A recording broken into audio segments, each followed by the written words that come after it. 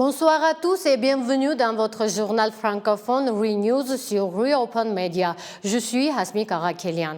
Voici les titres de ce journal.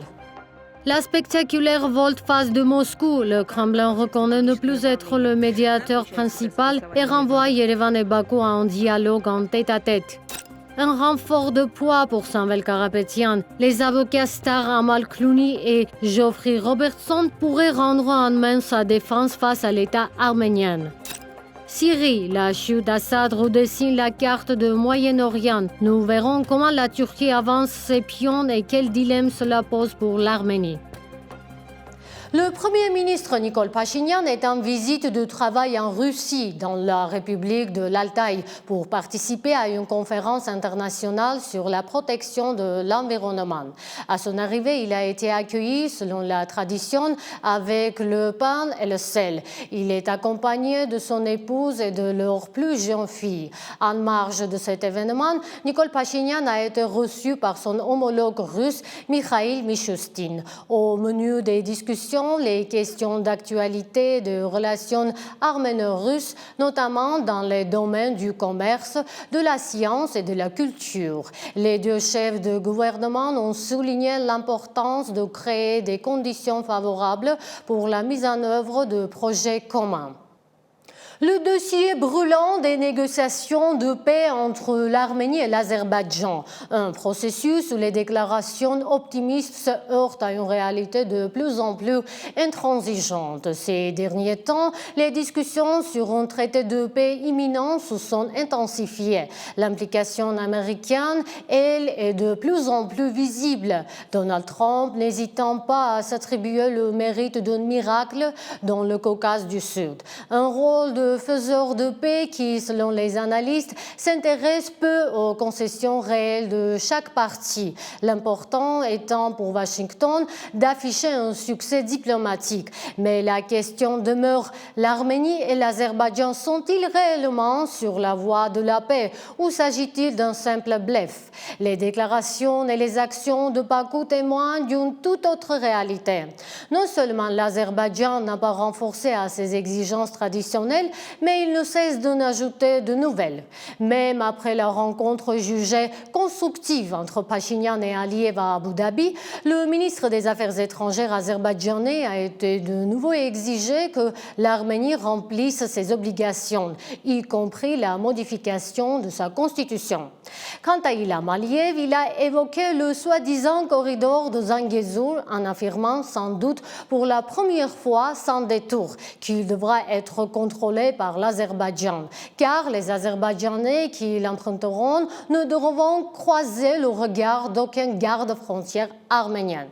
Par ailleurs, le gouvernement arménien a formellement démenti les informations du journal espagnol Periodista Digital diffusé mercredi, selon lesquelles Pachinian aurait accepté de céder le Syunik aux États-Unis, qualifiant ces allégations d'infondées. Moscou change-t-il de stratégie dans le Caucase? La question se pose après une déclaration très remarquée de la porte-parole de la diplomatie russe.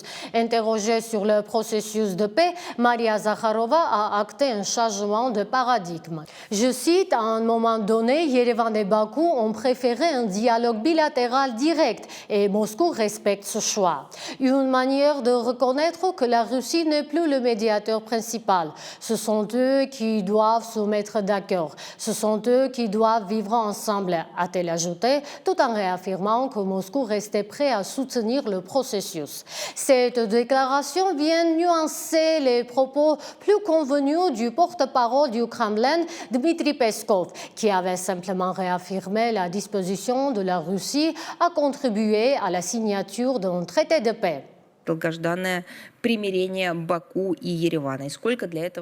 Sous le couvert des habituelles bonnes initiatives de Bruxelles se cachent des intérêts purement politiques. L'Occident n'a qu'un seul but, s'approprier le processus de réconciliation entre Bakou et Erevan simplement pour pouvoir annoncer un nouveau succès politique. Les agissements de l'Occident risquent de provoquer un déséquilibre sécuritaire et de violer le principe d'autosuffisance régionale. Quant à la vision unique proposée par les États-Unis, comme l'a souligné Maria Zakharova, nous sommes convaincus à Moscou que Washington est incapable de proposer quoi que ce soit qui aille au-delà des accords déjà conclus dans le cadre du groupe de travail tripartite. D'ailleurs, si le travail de ce groupe est aujourd'hui au point mort, c'est uniquement à cause de l'influence destructrice de la partie occidentale sur la position des autorités arméniennes.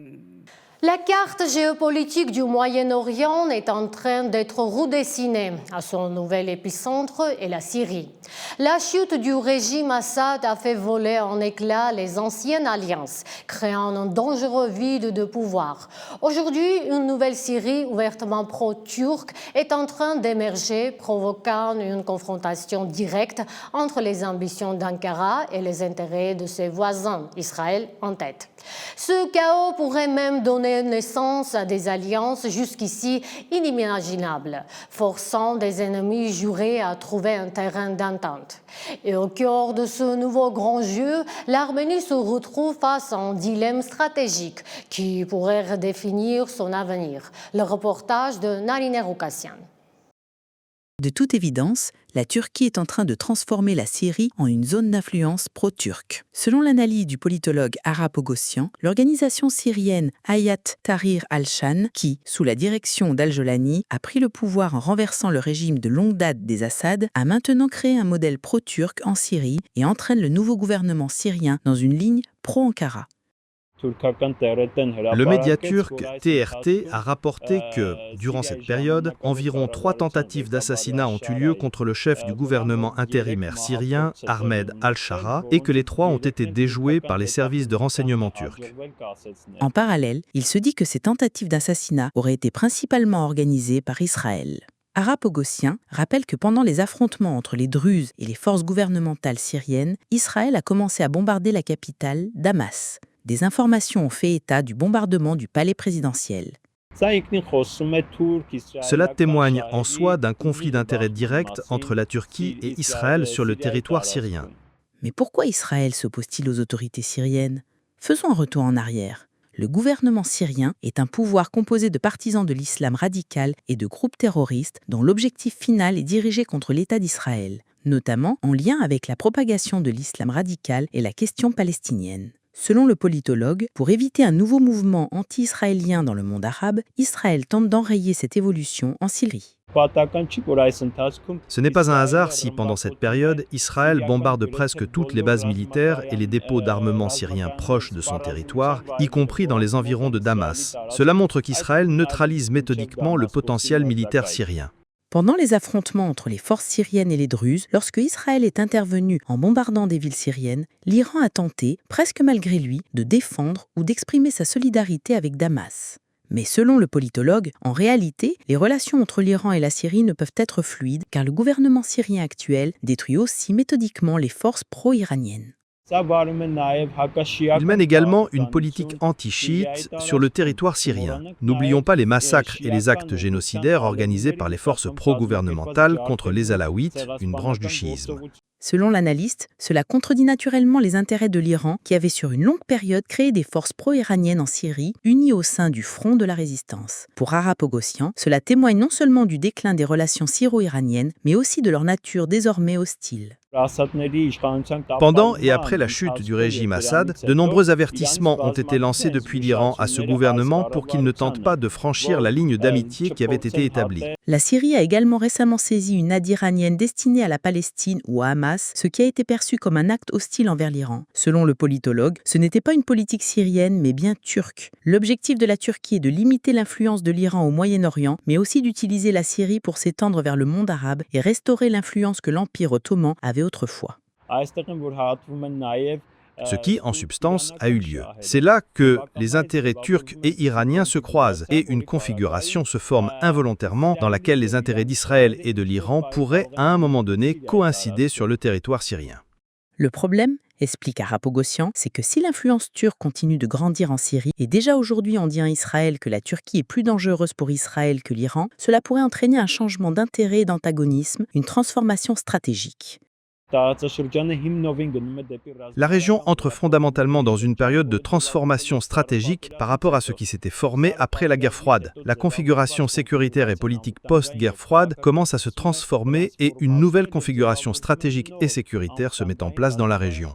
Selon Arap Ogossian, dans ce contexte, toutes sortes de transformations, possibles et improbables, peuvent avoir lieu. Dans le cas d'un conflit d'intérêts potentiel Iran-Israël ou Iran-Turc, l'Arménie, se trouvant dans la zone la plus importante et la plus conflictuelle de la région, devra, qu'elle le veuille ou non, réviser l'ensemble de son concept d'intérêt, d'antagonisme et de synergie. De nouvelles opportunités, mais aussi de nouveaux défis s'ouvriront pour la République d'Arménie. Le nouveau défi sera notamment que cette Turquie, à laquelle nous avons tenté de résister pendant longtemps, va se transformer et devenir une force encore plus grande dans la région, au moins pour les années à venir. Si la Turquie parvient à consolider ses positions en Syrie en poursuivant sa ligne pro-turque, alors ses ambitions commenceront à s'étendre non seulement au Moyen-Orient, mais elle commencera aussi à manifester des revendications territoriales, par exemple envers l'Iran, ce dont parlent aujourd'hui les Azerbaïdjaniens, ainsi que sur certains territoires de la Russie. Notons qu'il s'agit là des ambitions de la sphère d'influence turque au sens large. L'expansion de l'influence turque va saper la fiabilité de l'environnement de sécurité qu'Israël est en train de former. C'est aussi pour cette raison qu'Israël tente de mener des actions préventives ou une politique visant également la Turquie. Contrairement à l'Iran, la Turquie, étant un pays ouvert, situé dans une région stratégique cruciale reliant la mer Noire à la Méditerranée et à la mer Égée, a un accès bien plus grand aux technologies. Son potentiel militaire peut donc être beaucoup plus technologique que celui de l'Iran, qui tente de développer son industrie de défense dans des conditions de sanctions très difficiles. Dans ce contexte, l'Arménie se retrouvera face à un dilemme stratégique. Un dilemme qui l'opposera d'un côté à une alliance pro-turque et de l'autre à une alliance anti-turque. Tôt ou tard, des alliances régionales se formeront. Dans ce contexte, le rôle de l'Arménie sera extrêmement important, en particulier pour une alliance anti-turque, car l'Arménie fait office de rempart pour empêcher les deux pans du monde turquique de s'unir. Une alliance anti-turque pourrait même forcer des ennemis jurés à coopérer, notamment l'Iran et Israël. À Gaza, la situation humanitaire est qualifiée de catastrophique par l'ONU. La pression internationale s'accentue par Israël. 25 pays, dont la France et la Belgique, haussent le ton dans une déclaration commune. Leur message, la guerre à Gaza doit cesser maintenant. Le texte dénonce l'apport d'aide au compte-gouttes et le massacre inhumain de civils, y compris des enfants qui cherchent simplement de la nourriture. Qualifiant le modèle d'aide israélien de dangereux, les signataires estiment qu'il prive les Gazaouis de leur dignité humaine. La conclusion est sans appel. Israël doit respecter ses obligations en vertu du droit humanitaire international. Et dans le reste de l'actualité, dans le monde et sur le front ukrainien, le troisième round de pourparlers directs entre la Russie et l'Ukraine s'est tenu hier, 23 juillet. Un espoir diplomatique à Istanbul avec un accord sur un échange de prisonniers immédiatement assombri par de nouvelles frappes de drones sur Sochi. Sur le front économique, la tension montre encore l'Europe et les États-Unis. Bruxelles prépare sa riposte. Les détails d'un autre tour d'horizon international.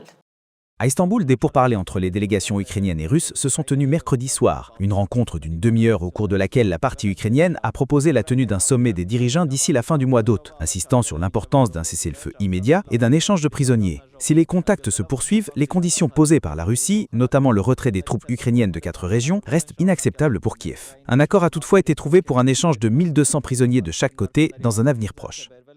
Des drones ukrainiens ont frappé la région de Sochi dans la nuit. Une femme a été tuée et une autre grièvement blessée par des éclats dans le district d'Adler. À 30 km de Sochi, un dépôt pétrolier a été touché, provoquant un violent incendie. L'aéroport de la ville a temporairement suspendu ses activités. Le ministère russe de la Défense a annoncé la destruction de 39 drones ukrainiens au total.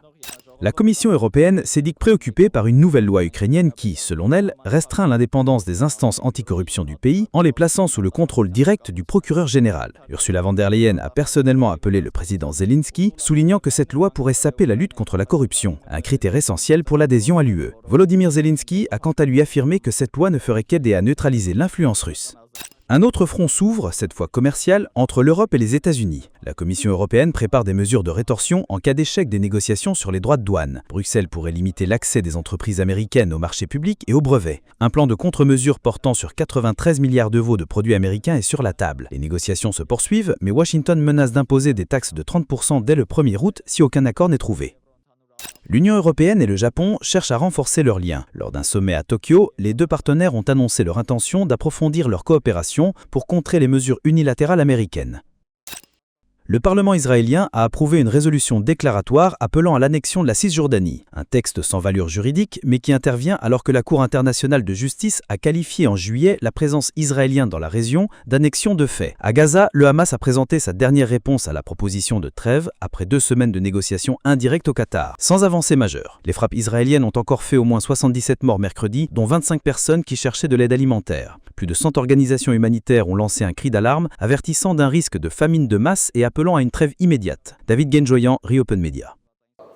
Retour en Arménie, avec une réaction à la décision de l'arbitrage de Stockholm en faveur de Samvel Karapetyan.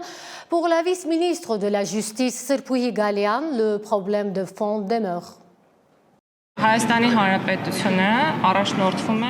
Non, ce n'est pas juste. Parlons franchement. Il y a eu des abus. Tous nos citoyens ont été confrontés à des problèmes d'électricité. Et bien sûr, ils devront continuer à y faire face, car aucun problème ne se résout en 1, 2 ou 3 jours. Lorsque l'arbitrage international se penchera sur le fond du litige, dans 30 jours, il examinera alors toutes les circonstances de l'affaire et évaluera les objectifs réels. Un renfort de poids pour la défense de Samvel Karapetyan. Son affaire pourrait prendre une nouvelle dimension internationale. 2 stars du barreau international, l'avocat Geoffrey Robertson et Amal Clooney, pourraient rejoindre son équipe. Le célèbre avocat austro-britannique a déjà exprimé sa profonde préoccupation face à ce qu'il qualifie de mesures excessivement sévères, soulignant le contexte politique des accusations qui pèsent sur l'homme d'affaires. Pour rappel, Geoffrey Robertson et Amal Clooney avaient déjà défendu les intérêts de l'Arménie dans un procès sur la négation du génocide. Robertson est également connu pour son engagement en faveur des droits du peuple de l'Artsakh.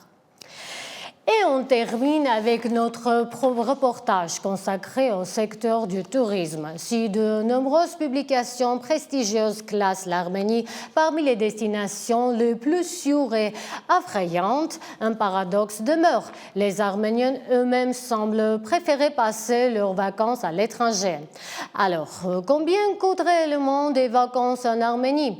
Et quelles sont les destinations les plus prisées? Anna Harutyunyan a enquêté sur le sujet. Yes, hi Kanika Una. J'ai une femme arménienne, mais elle n'est pas d'Arménie. Elle est arménienne d'Iran.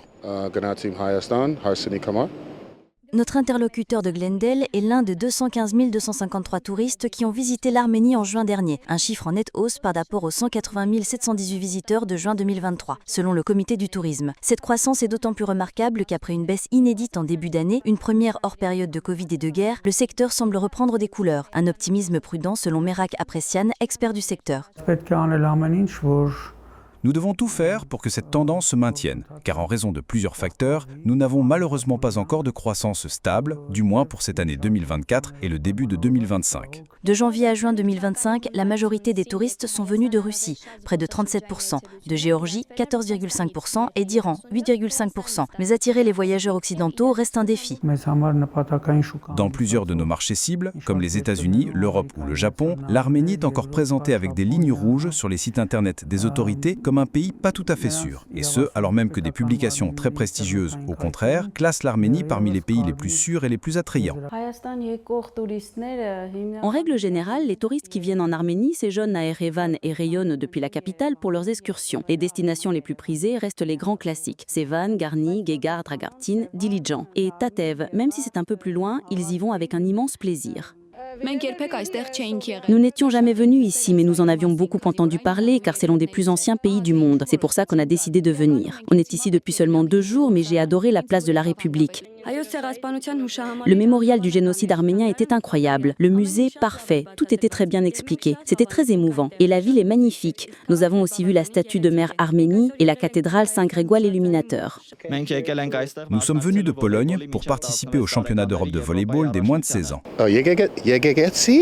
Nous avons visité beaucoup d'églises qui sont magnifiques, le musée national d'histoire était fantastique. Erevan est une très belle ville, avec une grande histoire, les champs sont super, la nourriture est excellente. Mais ce tableau idyllique est terni par une ombre, une inflation injustifiée, selon Merak Apresian, qui appelle à une coopération entre les secteurs publics et privés pour réformer le secteur. Les touristes, eux, sont partagés sur la question des prix. Le prix de la nourriture est très bas et c'est super pour nous. Tout est très abordable comparé à l'Europe, à la France. C'est beaucoup moins cher que dans d'autres pays. Erevan est très cher. Je ne mens pas, d'accord? Mais dès que tu sors un peu de la ville, c'est très abordable. Il y a des endroits bon marché, mais oui, beaucoup de prix sont proches de ceux de Glendale. Mais je comprends, c'est une zone touristique. Ce qui est intéressant, c'est qu'au même endroit, on peut trouver des choses très chères et très bon marché. Et toutes ces voitures me rendent perplexe. Il y a beaucoup de Rolls-Royce en Arménie. Je ne comprends pas pourquoi, mais passons. Les gens comparent et trouvent des prix parfois plus élevés, parfois plus bas qu'en Europe. Mais le plus important, c'est que nous devons tout faire pour être compétitifs. Nos prix doivent être compétitifs, pas forcément bon marché ou cher. Le dernier paradoxe, alors que les étrangers affluent, les Arméniens, eux, semblent de plus en plus nombreux à vouloir passer leurs vacances à l'étranger. Aujourd'hui, les gens sont plus tournés vers le tourisme sortant car depuis l'arrivée des compagnies low cost en Arménie, les prix des vols sont devenus très abordables. Ce qui était inaccessible ou irréel pour beaucoup de gens est aujourd'hui devenu très accessible. Mais selon Merak Apresian, cette tendance ne se fait pas au détriment du tourisme intérieur, qui bat tous les records. Aujourd'hui, c'est le tourisme intérieur qui enregistre les meilleurs chiffres. Si par exemple, le touriste réceptif en 2024 a représenté environ 2,2 millions de visites, le tourisme intérieur, lui, en a représenté 2,8 millions. Il dépasse aussi largement le tourisme sortant. Donc non, l'un ne se fait pas au détriment de l'autre. Cette année, le secteur du tourisme arménien montre donc des signes de reprise prometteurs, un dynamisme largement porté par les festivals et les événements culturels comme le festival culinaire arméno-iranien Navazart qui se tiendra le 10 août à Sissian. Edgar Guloyan, Gevorksian Ossian, Reopen Media. C'était l'essentiel de l'actualité en ce 24 juillet. Merci d'avoir suivi ReNews, l'édition francophone de Reopen Media. Je suis Hasmi Karakelian et je vous donne rendez-vous demain. À très vite.